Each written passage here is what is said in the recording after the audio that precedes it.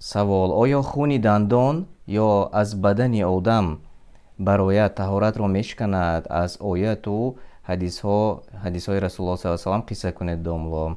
آیا خون دندان روزه را میشکند؟ سوال دومشان این گونه است. خون دندان قول صحیح طهارت را نمیشکند. خون همان وقت طهارت را میشکند که اگر از دو مخرج براید.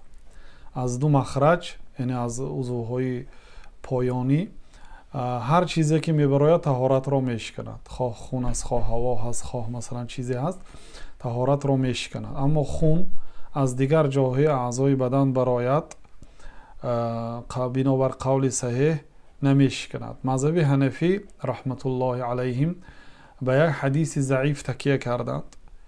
به حدیث ضعیف تکیه کرده گفتند که خون طهارت را میشکنه. حدیث ضعیف است. پیامبر صلی الله علیه و سلم این سخن را نگفتند، بلکه پیامبر صلی الله علیه و سلم چه خیلی که در صحیح بخاری و مسلم ثابت است گفتند که لا یقبل الله صلاة احدکم اذا احدث حتی یتوضا. الله تعالی نماز یکی شما را قبول نمی کند اگر از او حدث صادر شود.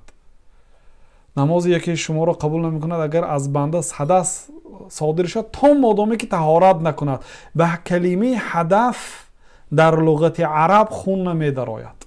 بنابراین یگان قول صحیح از قرآن و سنت نیست که خون طهارت را شکند.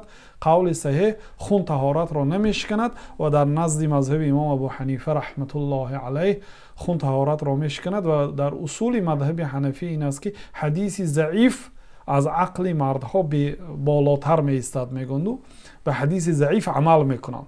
حدیث ضعیف در نزد جمهور علما از محدثین و فقها به او عمل کرده نمیشد، برای اینکه صحیح نیست. بله، اما وقتی که خون براید روزه میشکند دویم سوال شما بود. خون براید روزه نمیشکند.